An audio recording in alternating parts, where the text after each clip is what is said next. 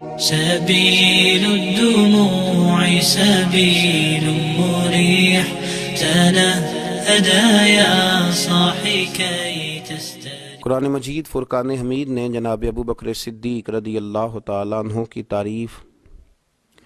ان الفاظ کے ساتھ فرمائی ہے کہ والذی جاء بصدق وصدق بہ، ایک وہ ہیں جو سچ لے کے تشریف لائے اور ایک وہ ہے جنہوں نے اس کی تصدیق کی۔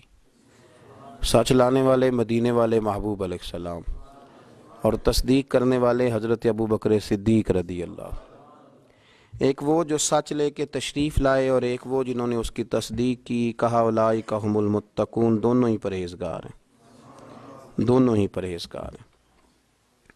حضرت ابو بکر صدیق رضی اللہ تعالیٰ عنہ سچے بھی تھے، بردبار بھی تھے، حلیم بھی تھے، اور سب سے بڑی ان کے اندر جو بات سمجھنے والی ہے وہ یہ ہے کہ بڑے وزادار تھے۔ انسان کا بڑا اچھا قد کاٹ ہو اور اس کے نام کے ساتھ کئی القابات لکھے جائیں، لیکن جب وہ بولے تو اس کے جملے کچے ہوں، وہ بات اور وہ لفظ جو ادا کرے وہ اس کی پرسنالٹی کے ساتھ میچ نہ کرتے ہوں، تو اس شخص کا وقار خراب ہو جاتا ہے۔ اس کے بارے میں جو انسان نے زاویہ نگاہ بنایا ہوتا ہے نا کہ بڑا اچھا آدمی ہے، وہ اس کا زاویہ ٹوٹ جاتا ہے۔ وہ ذہن سازی جو لوگوں کی اس شخص کے بارے میں ہوتی ہے وہ کمزور پڑ جاتی ہے، اور انسان کے ذاتی وقار میں بھی بڑا فرق آتا ہے۔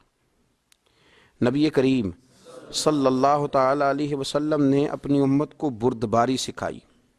وزاداری سکھائی، سنجیدگی سکھائی، معاملہ فہمی سکھائی، بیجا بات کرنا اور بیجا سوالات کرنا اور تکلف کے ساتھ کچھ چیزوں کو سمجھنا اور بے دھڑک ہنسنا اور کسی چیز کا لحاظ نہ کرنا، اس سے انسان کمزور پڑ جاتا ہے۔ اس کے رویوں کا یہ سیلاب اسے ناکامی کی طرف لے جاتا ہے۔ حضرت ابو بکر صدیق رضی اللہ تعالیٰ عنہ کے بارے میں سیدہ عائشہ صدیقہ رضی اللہ تعالیٰ عنہ کا ایک بڑا خوبصورت ارشاد ہے۔ آپ فرماتی ہیں مجھے اللہ کی عزت کی قسم، حضرت ابو بکر صدیق رضی اللہ تعالیٰ عنہ نے زمانہ جاہلیت میں بھی اور زمانہ اسلام میں بھی کبھی کوئی بیہودہ شعر اور بیہودہ بات اپنی زبان سے ادا نہیں کی۔ ام المومنین حضرت عائشہ کہتی ہیں مجھے اللہ کی عزت کی قسم، کبھی انہوں نے اپنی زبان سے کوئی بیہودہ شعر بیہودہ جملہ ادا نہیں کیا۔ اللہ نے انہیں شروع میں ہی وہ وزاداری عطا فرمائی تھی کہ جب بھی بولتے تھے عمدہ ہی بولتے تھے، جب بھی بات کرتے تھے بھلی کرتے تھے، جب بھی کسی عنوان پر گفتگو کرتے تھے تو ان کا لب و لہجہ بڑا ستھرا ہوتا تھا، بڑی شستہ بات کرتے تھے۔ حضرت ابو بکر صدیق رضی اللہ تعالیٰ عنہ کے زمانہ جاہلیت میں بھی جب حضور نے اعلان نبوت نہیں کیا تھا اور انہوں نے کلمہ نہیں پڑھا تھا، اس دور میں بھی جو دور کی خرابیاں تھیں وہ آپ کے اندر نہیں پائی جاتی تھی۔ حضرت عائشہ صدیقہ رضی اللہ تعالیٰ عنہ سے ہی روایت ہے کہ حضرت ابو بکر صدیق رضی اللہ تعالیٰ عنہ نے زمانہ جاہلیت میں بھی شراب اپنے اوپر حرام کر رکھی تھی اور کبھی نہیں پی تھی آپ نے۔ لوگوں نے سوال کیا ایک دفعہ، کہا جناب اس دور میں تو سب لوگ شراب پیتے تھے، سب لوگوں کا یہی انداز تھا، تو آپ نے اس زمانے میں بھی شراب کو حرام کر لیا؟ شراب ایک نجس چیز کا نام ہے، ایک ناپاک ترین چیز کا نام۔ نبی پاک صلی اللہ تعالی علیہ وسلم نے فرمایا شراب بنانے والا، پلانے والا، لانے والا، گواہ بننے والا، لکھنے والا، لکھانے والا، یہ سب ملعون ہیں، یہ لعنتی ہیں۔ کسی نے پوچھا کہ جاہلیت میں تو کوئی منع نہیں کرتا تھا، دور اسلام میں تو منع ہو گئی، تو آپ نے اس دور میں بھی کبھی نہیں پی؟ تو حضرت صدیق اکبر رضی اللہ تعالیٰ عنہ فرماتے ہیں کہ میں ایک دن ایک شخص کے پاس سے گزرا، بھی میرا لڑک پن تھا، بالکل میں جوانی کی دہلیز میں قدم رکھ رہا تھا، تو میں نے ایک شخص کو دیکھا، اس نے شراب پی ہوئی تھی، اسے نشہ چڑھا ہوا تھا، تو وہ گندگی میں ہاتھ مار رہا تھا، اور وہ گندگی کو جب اپنے ناک کے قریب کرتا بدبو آتی تو وہ ہٹا دیتا، لیکن چونکہ نشے میں تھا، بندہ وقار والا تھا، اچھے قبیلے کا تھا، لیکن اس نشے نے اس کے ذہن کو اتنا مخبوط کر دیا تھا، مخبوط الحواس ہو گیا تھا، تو آپ فرماتے ہیں اس دن سے میں نے اپنے اوپر شراب کو حرام کر لیا۔ میں سمجھ گیا کہ جو آدمی کی عقل میں فطور کر دے اور جو اس کی وضعداری کو خراب کر دے اور جس کو پی کے بندے کو یہ پہچان ہی نہ رہے کہ میری بیوی کون سی ہے اور میری بہن کون سی ہے، فرمایا وہ چیزیں وضعدار لوگوں کا طریقہ نہیں ہوتی۔ یہ کوئی بڑے لوگوں کی علامت ہے کہ اس طرح کی گندگی کرنا، بے حیائی کرنا۔ تو آپ فرماتے میں نے کبھی بھی شراب نہیں پی، اور نبی کریم صلی اللہ تعالیٰ علیہ وآلہ وسلم سے جب اس کا ذکر کیا گیا نا کہ جناب ابو بکر صدیق رضی اللہ تعالیٰ عنہ فرماتے میں نے کبھی شراب نہیں پی، اللہ کے رسول فرمانے لگے میرا ابو بکر سچ کہتا ہے، میرا ابو بکر سچ کہتا ہے۔ اپنے آپ کو ہمیشہ مسجع رکھا، صاف ستھرا رکھا۔ حضرت ابو بکر صدیق رضی اللہ تعالیٰ عنہ اکثر اپنی زبان کو پکڑ لیتے تھے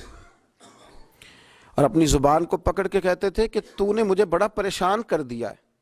تو اگر سیدھی ہو جائے تو میرے بڑے کام سیدھے ہو جائیں، تو اگر سنور جائے تو میرے بڑے معاملات سنور جائیں، اگر تو ٹھیک ہو جائے اور تیرے جملے درست ہو جائیں تو بہت ساری جگہوں پہ معاملات درست ہو جائیں۔ حضرت صدیق اکبر رضی اللہ تعالیٰ عنہ کاروبار کرتے تھے۔ آپ کے ساتھ والے لوگ کہتے ہیں کہ بڑی دنیا کے ساتھ ہم نے تجارت کی، بڑے لوگوں کے ساتھ کاروبار کیا، لیکن جو رنگ جناب صدیق اکبر کا تھا، جو طریقہ حضرت ابو بکر صدیق کا تھا، وہ طریقہ ہم نے بہت خال خال دیکھا، اس لیے ان کے قریب والے دوست بھی ان سے متاثر تھے، ان کی تعریف کرتے تھے۔ آپ کو پتہ ہے کہ بڑے بڑے مالدار اور بڑے بڑے سمجھدار لوگ حضرت صدیق اکبر کی تبلیغ پر مسلمان ہوئے۔ حضرت عثمان غنی جیسے لوگ، حضرت عبد الرحمن ابن عوف جیسے لوگ، یہ سب لوگ ان کے تجارت میں دوست تھے۔ آپ کو پتہ ہے کہ جب کاروباری تعلقات ہوتے ہیں تو لوگوں کو پتہ ہوتا ہے بندہ سچا ہے کہ جھوٹا ہے، یہ بندہ کھرا ہے یا بددیانت ہے، لیکن وہ اتنے وضعداری کے قائل تھے کہ جناب صدیق اکبر نے کلمہ پڑھ لیا تو وہ لوگ سوچنے پر مجبور ہو گئے کہ یار اتنا وضعدار، اتنا سمجھدار، اتنا پروقار آدمی اگر کہیں جھک رہا ہے تو کوئی بات تو ہے نا، کوئی معاملہ تو ہے نا۔ تو وہ بھی قریب آنے لگے، تو بہت سارے لوگ آپ کی اس بات کی وجہ سے مسلمان ہوئے، قریب آئے۔ جناب ابو بکر صدیق رضی اللہ تعالیٰ عنہ یہی معاملہ رزق حلال کے حوالے سے تھا۔ آپ ایک غلام تھا، تو کبھی کبھی اس زمانے میں اس طرح ہوتا تھا کہ غلام خریدے جاتے تھے، ان کے پیسے دیے جاتے تھے، تو غلام جب کام کرتا تھا تو آقا کا اس میں حصہ ہوتا تھا، تو وہ غلام کبھی کوئی کمائی کر کے لاتا تو آپ کو بھی کچھ پیش کرتا۔ ایک دن بڑی سخت بھوک لگی ہوئی تھی تو دل میں خیال آیا کہ آج غلام کچھ لے آئے، اور آپ کا غلام کہتا ہے کہ جب بھی میں کوئی چیز کہیں سے لے کے آتا تھا جناب ابو بکر صدیق پوچھا کرتے تھے کہاں سے لائے ہو، اتنے محتاط تھے، یہ چیز کہاں سے آئی ہے۔ فرماتے ہیں ایک دن میں کچھ لے کے آیا تو بھوک بڑی شدید لگی ہوئی تھی، جناب ابو بکر صدیق رضی اللہ تعالیٰ عنہ نے جو میں لایا اسے کھا لیا، تناول کر لیا، اور جب فارغ ہوئے تو میں نے کہا آقا آج آپ نے پوچھا نہیں کہ میں کہاں سے لایا ہوں۔ فرمایا یارو خو مجھے یاد ہی نہیں رہا، بتاؤ کہاں سے لائے ہو، کس طرح کر کے یہ چیز آئی ہے۔ تو کہتے میں نے عرض کی حضور دور جاہلیت میں نا میں نے کسی پر جنتر منتر کیا تھا، تو میں نے اس سے کچھ فیس لینا تھی، آج وہ شخص مجھے مل گیا تو اس نے پیسے دیے، یہ میری محنت کی کمائی نہیں ہے، یہ تو میں اس ذریعے سے لے کر کے آیا ہوں۔ کہتے ہیں کہ حضرت ابو بکر صدیق تو پریشان ہو گئے، فوراً اپنے گلے میں انگلی ڈال کے تو کہہ کر دی، پھر استغفار پڑھنے لگے اور رونے لگے، کہنے لگے اللہ یہ میں نے جان بوجھ کر نہیں کیا، اللہ یہ مجھ سے بھول کر ہو گیا، مالک میں بھول گیا تھا۔ عزیز دوستو، نہ کبھی شراب پی، نہ کبھی لقمہ حرام کی طرف گئے، نہ کبھی کوئی بیہودہ لفظ اپنی زبان سے نکالا، نہ کبھی کسی شخص کو تکلیف دی، ان کے مزاج میں ٹھنڈک تھی، نرمی تھی، جو ان کے قریب آتا تھا وہ ان سے پیار کرنے لگ جاتا تھا، جو ان کے پاس بیٹھتا تھا ان کی بات توجہ سے سنتا تھا۔ انہوں نے کبھی بھی اپنے عمل سے، اپنے کردار سے، اپنے افکار سے کوئی سازش نہیں کی، گروہ بندی نہیں کی، کبھی کسی شخص کو ان سے تکلیف نہیں پہنچی۔ بس یوں سمجھ لیں کہ مدینے والے محبوب نے اس طرح تزکیہ فرمایا تھا کہ ظاہر سے لے کر باطن تک اللہ نے ہر شے میں روشنی عطا فرما دی تھی، ہر چیز میں روشنی تھی، ہر بات ان کی عمدہ تھی، ہر لفظ ان کا بھلا تھا، ہر چیز ان کی دھلی ہوئی نظر آتی تھی، ہر معاملے میں خیر ہی خیر دکھائی دیتی، ہر طرح کی پرہیزگاری اللہ کریم نے انہیں عطا فرمائی تھی۔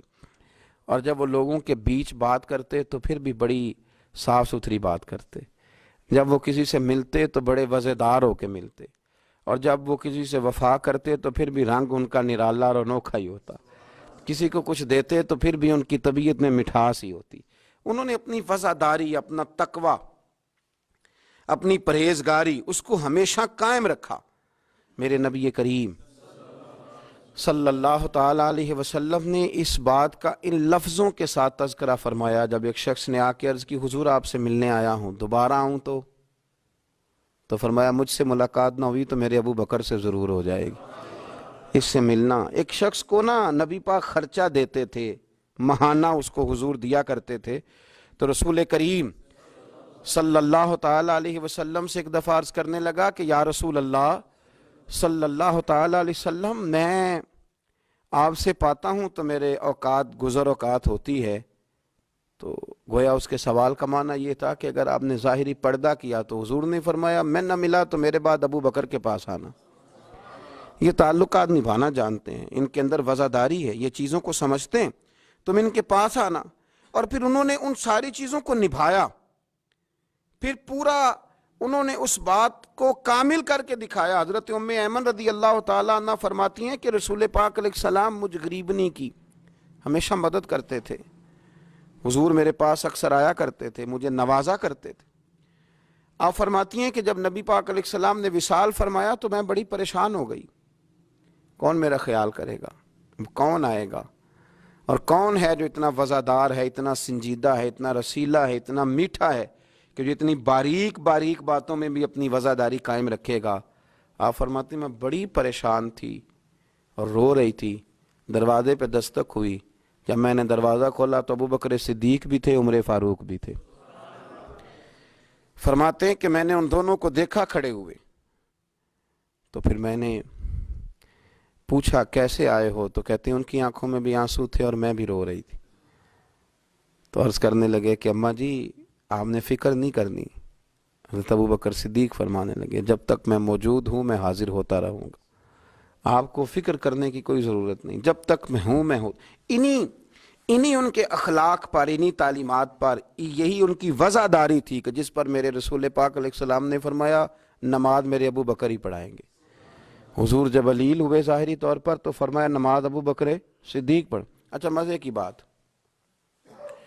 لوگوں نے حضرت مولا علی شیر خدا سے سوال کیا تو حضرت علی کی جو باتیں ہوتی تھی وہ صرف علم نہیں ہوتا تھا، ساتھ حکمت اور دانائی بھی بڑی تگڑی ہوتی تھی۔ جب حضرت سیدنا علی المرتضیٰ شیر خدا کرم اللہ تعالی وجہہ الکریم سے یہ سوال پوچھا گیا نا کہ آپ نے حضرت ابو بکر صدیق کو کیوں خلیفہ بنایا، آپ نے حضور کی مسند پر انہیں کس طرح بٹھایا، تو حضرت علی المرتضیٰ شیر خدا رضی اللہ تعالیٰ عنہ کرم اللہ تعالی وجہہ الکریم فرمانے لگے نبی کریم نے نا انہیں مصلی دیا تھا، حضور نے انہیں منبر دیا تھا۔ تو ہمارے ذہن میں یہ بات آئی جسے نبی پاک نے ہمارے دین کے لیے پسند کیا، ہم اپنی دنیا کے لیے بھی اسی کو نہ پسند کر لیں جسے حضور نے ہمارے دین کے لیے پسند کیا، جس شخصیت کو، جس کی قابلیت کو، جس کی وفاداری کو نبی پاک علیہ الصلوۃ والسلام نے ہمارے دین کے لیے چنا، کیا ہم اپنے دنیاوی معاملات بھی انہی کے سپرد نہ کر دیں؟ اور فرماتے ہیں ہمیں امید ہے کہ وہ صحیح طریقے سے ان معاملات کو چلائیں گے۔ ہمارے ہاں یہ چیزیں اب ختم ہوتی چلی جا رہی ہیں، بہت زیادہ بولنے کا شوق، بغیر احتیاط کے ساتھ کھانے پینے کا شوق، اور لوگ کہتے ہیں جس طرح کی محفل ہوئی میں تو اسی طرح کا روپ دھار لیتا ہوں۔ نا نا نا نا، یہ مدینے والے محبوب کے غلاموں کا طریقہ نہیں۔ وہ مسجد میں بھی ہوتے ہیں تو نبی پاک کے غلام ہوتے ہیں، اور دکان پہ بھی ہوتے ہیں تو رسول اللہ کے غلام ہی ہوتے ہیں۔ ان کو روپ دھارنے کی ضرورت کیا، ان کا ایک ہی رنگ ہے اور وہ محمدی رنگ ہے، وہ ایک ہی رنگ ہے، اس رنگ کو انہیں بدلنے کی کوئی ضرورت کبھی بھی پیش نہیں آتی، وہ اسی رنگ میں ہمیشہ اپنے آپ کو رکھتے ہیں۔ اللہ ہمیں بھی وفاداری عطا فرمائے اور ان طریقوں پر چلنے کی اللہ توفیق رفیق عطا فرمائے۔ آخر